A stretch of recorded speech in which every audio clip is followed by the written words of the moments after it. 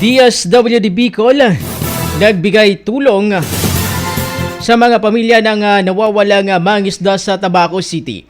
Para sa detalye ng balita, nasa linya Mega Patrol number 25, Leia Lolo. Bicol Network News Report!